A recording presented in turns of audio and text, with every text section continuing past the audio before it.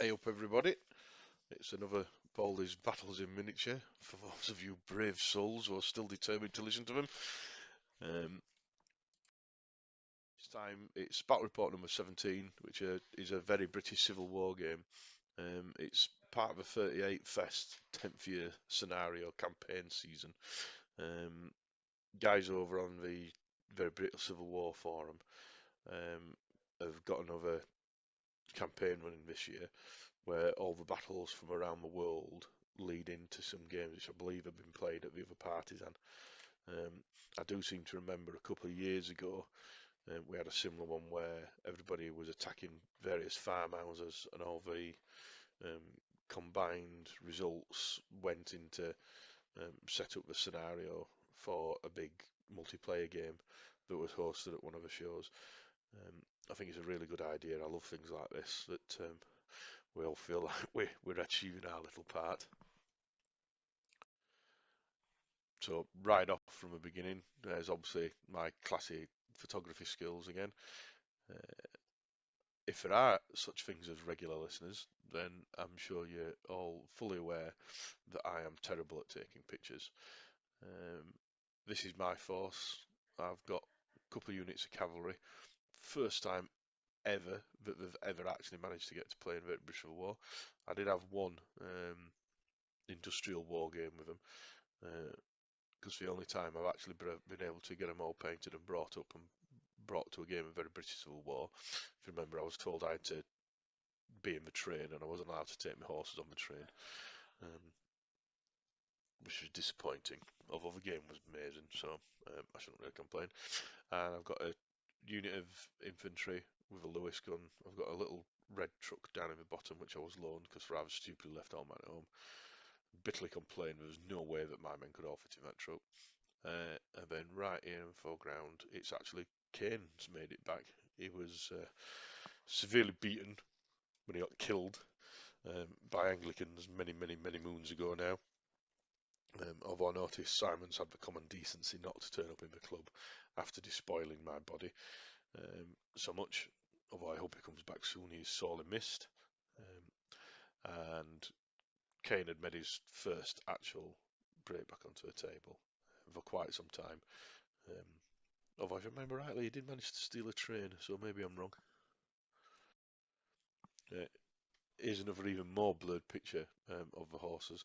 The reason I'm so proud of them is number one, the models are fantastic. The North Star, back and beyond range Bolsheviks. Got loads of banner bearers because I wanted to do them all as if they look like carrying lancers.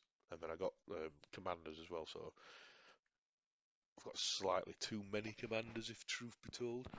But they do look good.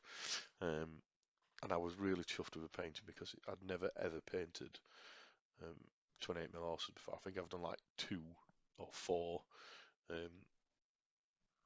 15mm horses, and then I painted these, which admittedly, yes, horses aren't quite as yellow and blue as those. Um, but as Matt keeps saying, I got the brown ones really, really nice because he really likes brown horses. Um, this is a gathering of a women's institute in a courtyard. Idea was that we'd been told something was happening over in some houses. Now we all had little side plots, um, which nobody else knew. No doubt, like most scenarios, some of the side plots, enemies were trying to help each other, friends were desperate to do each other over, and this is where we were all actually aiming for. There was some activity had been noted, so we'd all been sent to investigate it. Uh, this is the rest of the Women's Institute, which are carrying many, many heavy weapons, um, shotguns, machine guns, rifles, light machine guns. So obviously, I don't know what they teach them at the Women's Institute, but certain weapons and tactics is high on the agenda.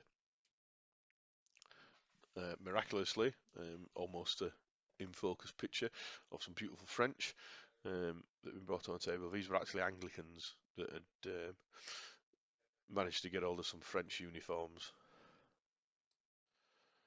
Uh, Here we've got some other supposed communists. Me and John are great allies in most games until one or the other of us does the dirty on us. And if you remember last time, it was John's Turks that managed to kill my last man. So I'm not saying I was holding that against him, but I was holding it against him. He's got another bigger unit of cavalry, some sailors, officers, truck, and he's got a trench mortar as well. Game gets on, so start to move one of my cavalry up the flank. Rather disturbingly, it does look as though the enemy's laid his range finder right next to me. Well, I say enemy, close colleague, friend. Clearly, I was helping the French here. Here's the rest of the force advancing on. So Kane's got a truck which is on the road, full of a squad.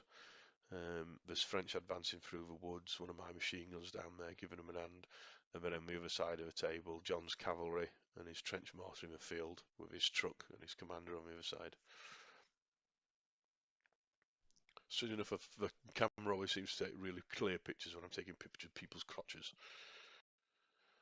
Here's another shot of cavalry. Again, North Scar back and beyond, I believe, which are beautiful figures, just not quite as beautiful as mine. Obviously, he's got the browns, slightly the wrong shade there. And then a sabre-wielding cavalry officer who's been given a truck to ride as well. John's trucks are fabulous. He's got some really nice trucks that he's picked up. I think he's even, if I remember rightly, that one's magnetised, so you can put various loads in it. Here's the French advancing up through the woods. French have got a medium machine gun, and my guys decided to put a medium machine gun up there as well, so we could have some really good firepower laid down. The boys in the truck, obviously deciding they're not hanging around, they're getting up there to investigate and see what's happening straight away. My other unit of cavalry came on right on the far right flank. These hedges, if you jump over them, it's a test, and on a 1 you fall off. You don't kill yourself, but you do fall off. Which then it's a skill test, which, seeing as we're all inexperienced, would be a 5 to get back on. So the idea was, don't jump over a hedge, especially when you've only got one that's sitting in front of you. You can clearly go around each side. The reason I've gone up against it on this one was to take advantage of a little bit of cover. Things were very, very quiet on the other side of the table, which obviously wasn't going to last long. And here's one of my very, very brave units. Kane's obviously not trained him too well in his hang around at the back and see what happened techniques, and they charged out of the truck, ran straight up to the house. Now, I did actually have a secret mission where I had to negotiate a truce with the Women's Institute, which was going to be very difficult because in nearly every game I play, I do the dirty on somebody. And I'm sure I've done the dirty on Bill on many occasions, so levels of trust were not exactly high.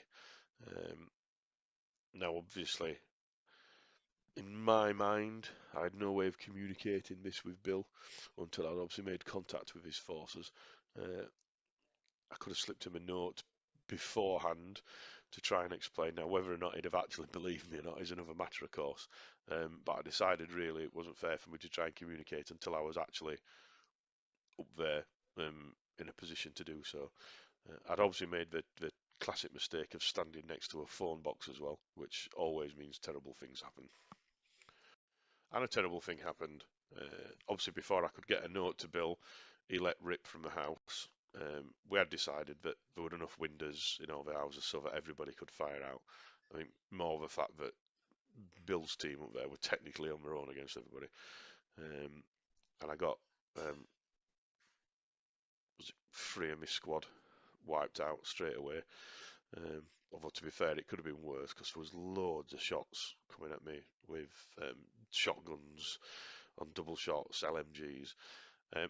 The rules that we played, just to remind everybody, it's the original bolt action version 1 rules, and because we're nearly all inexperienced, it's really, really hard to kill each other. Well, I say it's easy to kill each other, it's just really hard to hit each other. One of the downsides of playing version 1 rules will become apparent later on. And that's Bill's Women's Institute that's actually inside that house. He just put him there to notify. All Bill's troops were on ambush. So obviously they'd taken out most of my squad straight away. Fortunately, one more and I've had to do a test. And needless to say, I've probably been off.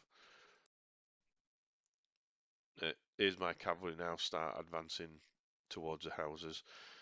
Again, it's very difficult to look non-aggressive when you're leading a wild cavalry charge. And here it started. Couldn't resist. The French were in front of me. I was out of angle of them, but they were in angle of me. So I did some close range pot shots. Now, so I'm going to need a 3 to it normally, which drops down to a 2 because of close range.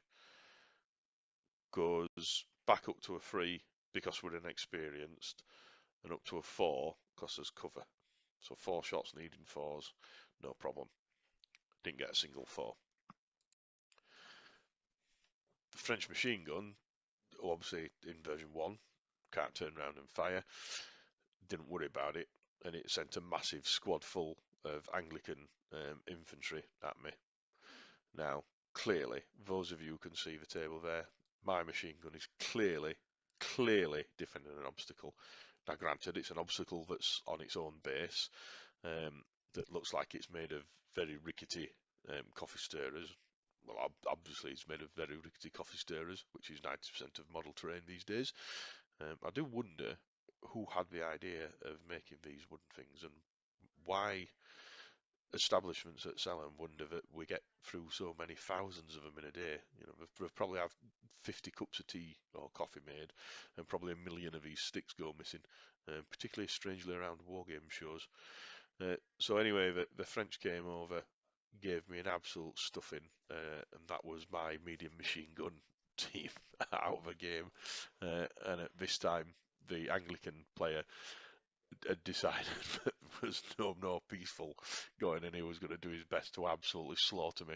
So maybe I might have been better hanging on a little bit longer, but hey oh, that's what these games are all about. Now, some special viewers, i.e. James the No Soul, will know that he absolutely swears that my dice roll nothing but 5s and 6s. And they are the filthiest dice that he's ever seen. Blames all kind of things on them. You know, lack of world peace, famine. I'm sure if a meteorite strike hits, he'll blame it on the dice. So I thought, well, if my dice, my blue dice, which I've been using for some unknown reason, got my white dice out of a tin, thought, I'll tell you what, I'm just going to roll these and see what my machine gun would have done if I'd rolled these dice, and actually got slightly worse. So something's cursed these dice. Don't know what it is. I really need to give them a good talking to. Here's Andy trying to explain something to Bill. Again, I'm never really sure where any of us actually listen to anything that Andy says in these scenarios. He puts all the scenarios together, bar one or two odd little ones that we do. Spends a lot of time creating scenarios, making things up, trying to get us to do things. And I guess it's like the old adage of trying to herd cats. As all we do is get close to each other and then slaughter each other. Although to be fair, Bill does look as though he's doing a good job of not actually listening. And then we had a bee arrive in the club. Obviously, the first bee of the year. There's not too many flowers around here, although unless it's after some of a train. But I did classify the bee as a worker, and so considered it a red. I'm no expert on bees. Is it too early for the workers to be out? Is it more likely this is some kind of royalist queen on the lookout? Not really 100% sure. But clearly to amuse me, so I put it in this report. And this guy, these are the team that got shot up. Now, they actually tried an order test and rolled a foo bar. Managed to get on the foo bar, run away from the enemy. We had some discussions. Now, the last enemy that had shot at him was actually a unit of French, which had missed. Sorry, Anglicans, I keep saying French. So we decided that actually they were more like the other one, so I actually managed to run and get behind the house. Now, as I got behind the house, now I thought it was a good idea, so I slipped Bill a note, telling that honestly, I was definitely for peaceful um, purposes, and I wasn't here to hinder. I was actually here to help. Um, I'm not 100% sure that Bill took notice, but he decided he wasn't going to shoot at me just now. But in that house, there is another unit of guys, and they could rip at me at any time. Um, so I had to be careful on what I was doing. And again, it's always strange in these scenarios because obviously my side plot for me to obviously achieve what I needed to do, I needed to help the Women's Institute because I'm after something from the Women's Institute. But the Women's Institute were probably the enemy. So do I try and destroy them? Do I try and win my side plot? I guess that's one of the beautiful things about these kind of games.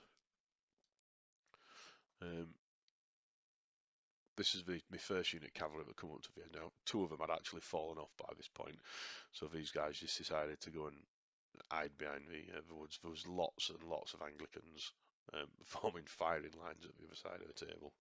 Go back one. As you see, Kane there has actually made it right across the hedge.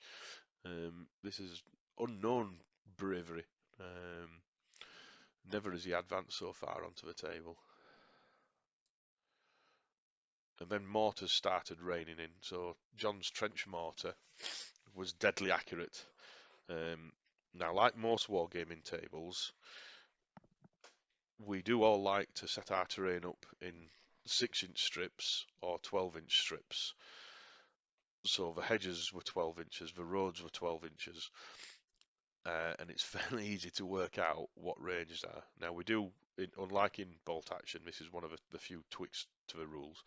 You have to guess your ranges, so often we'll say, centimetres doubled minus 4 inches. But John guessed it absolutely perfectly. Although I say he guessed, he actually calculated it absolutely perfectly.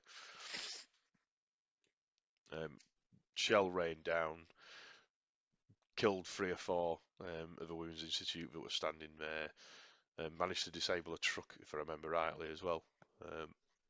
So all kind of things were starting to happen. Here's my truck that it got taken out by those Anglicans just to the right. John's cavalry had made it up to the hedge. They decided to wait there and take some advantage of cover, knowing that they could charge across it at a later stage. And if you see at the top of the picture on the road,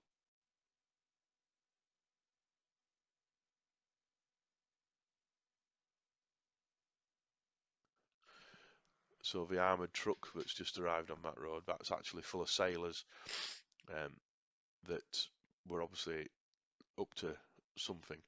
They'd come on from the far end of the road, and nobody likes to see armoured vehicles turn up on the table.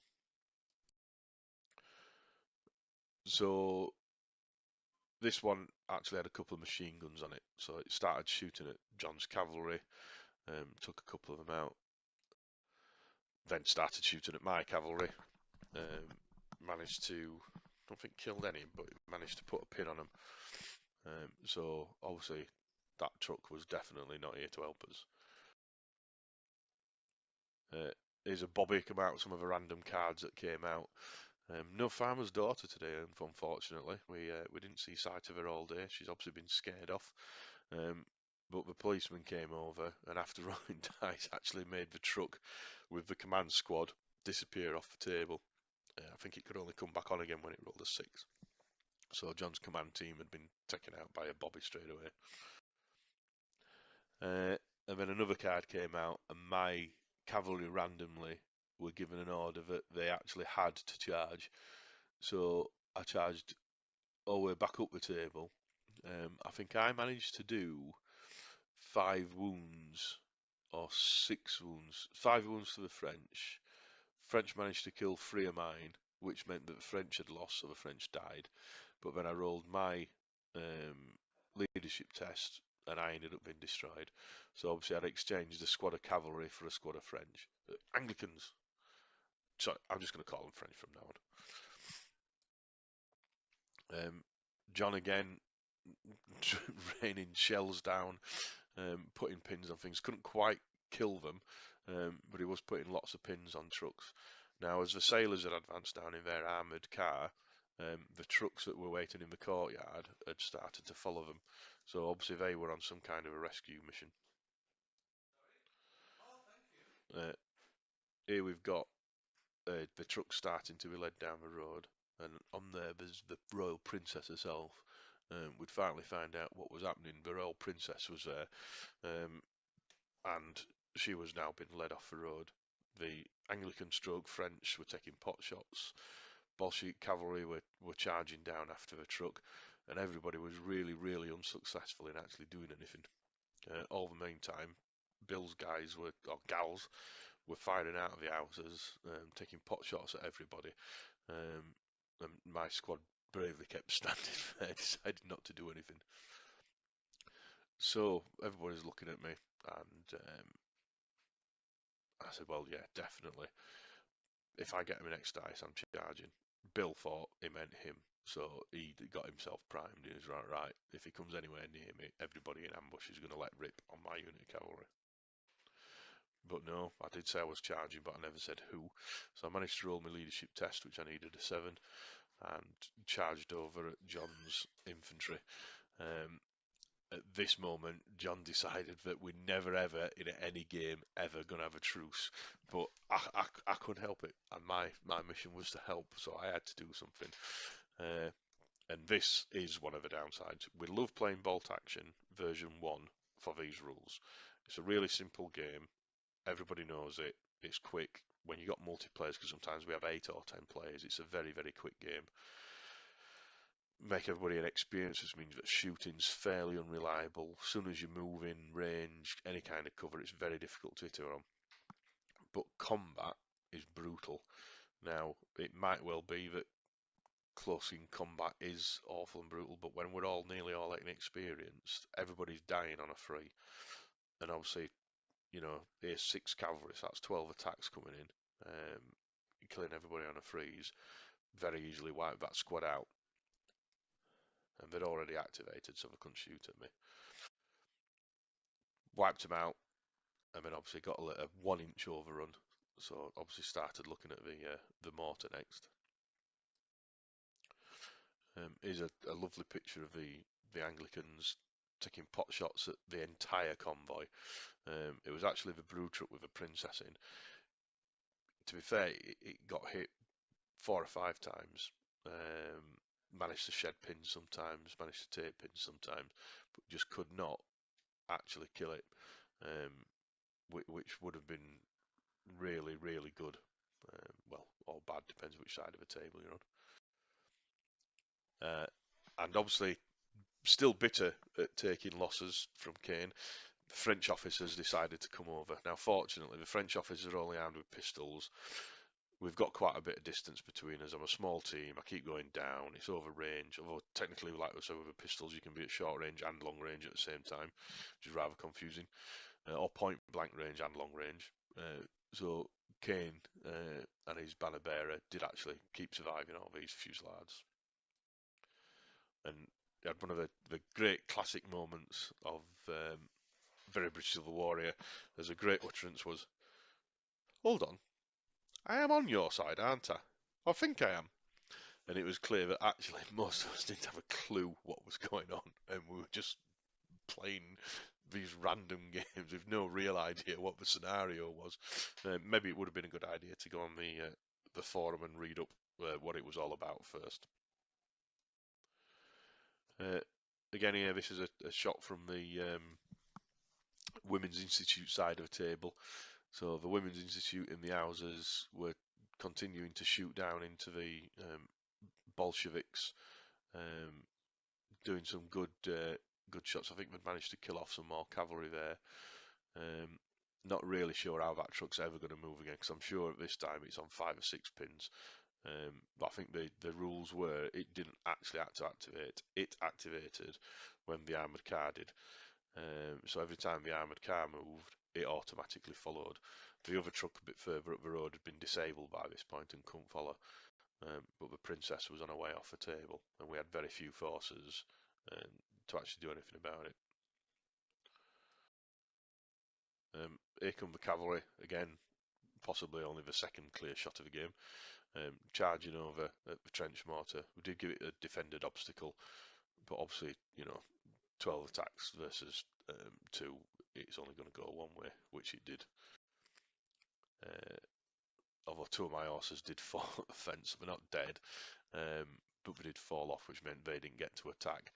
But still, 6 attacks, I managed to slaughter them. We do have a dice of doom, a white dice of doom that goes into the bag. So whenever that white dice comes out, the turn resets and all dice go back in, which, unlike normal bolt action, means that you can't guarantee you're going to get an activation. And part of the tactics in bolt action is to decide when you're going to activate. In this, you can't really hang around too much, because you might wait to do something clever, and then the white dice of doom comes out and you've had it. Or even worse, you sometimes advance into a position, and then the white dice of doom comes out, and then your dice comes back out straight away, so you've almost activated twice, which can really catch people out. Full of bloodlust, these guys decided to go over and charge that Anglican squad. I think I only managed to do a couple of casualties, and they managed to wipe me out. So that was the end of a Popo's brief career on the table. Unit sailors had actually got out of the armoured car. In fact, I think that's it. I think we managed to disable this truck, so the princess got into the armoured car, and this squad of sailors were bravely kicked out by their officers and told to hold the table up. So, needless to say, perhaps the political commissars will be having a word about how it always seems to be the workers that are left alone to die, while the royalty is taken off the table in luxury.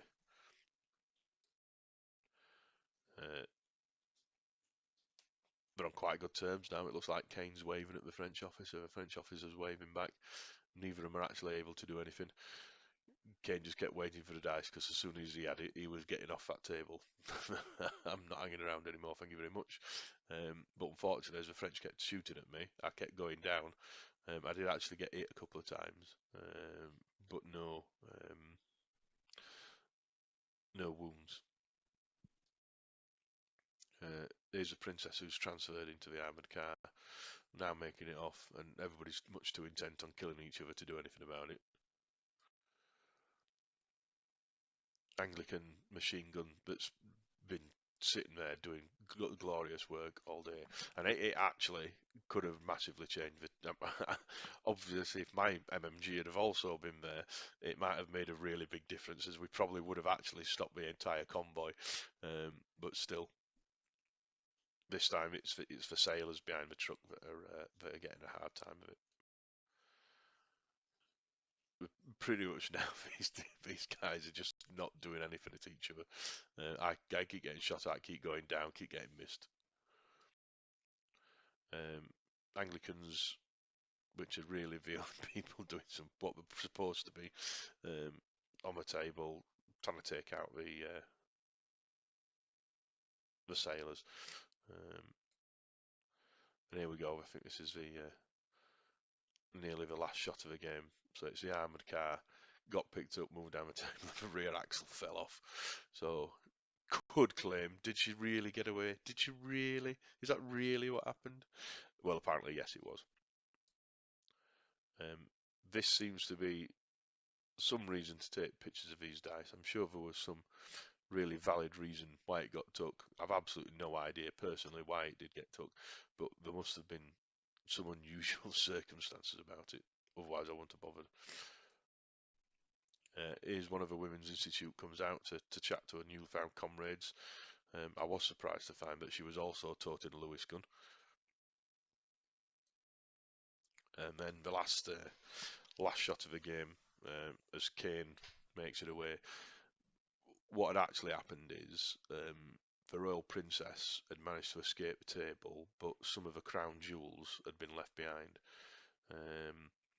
Now, I guess if we'd have all really joined, well, I say if I hadn't done the dirty on everybody, then we probably would have stopped the entire convoy, got the princess and got the crown jewels. As it happens, I made an alliance with the Women's Institute and got my socks darned, so it was a good day around for everybody. As Kane went back off to barracks to regale everybody about his glorious fight. To be fair, there's not that many survivors from Kane's side that can say anything about it, so there we go. Who's to say whether he's right or he's wrong? Okay, and that was another really good game. Hopefully it'll go in towards the campaign. It did come out as a blue victory rather than a red victory. And there we go. So obviously next time we'll be on for some other kind of shenanigans. But yeah, really good game. Thanks, Andy, for setting it up. Thanks to everybody for fighting. And I really do apologise to everybody I shot in the back. I promise I won't do it next time. Alright, see you later, everybody. Chat.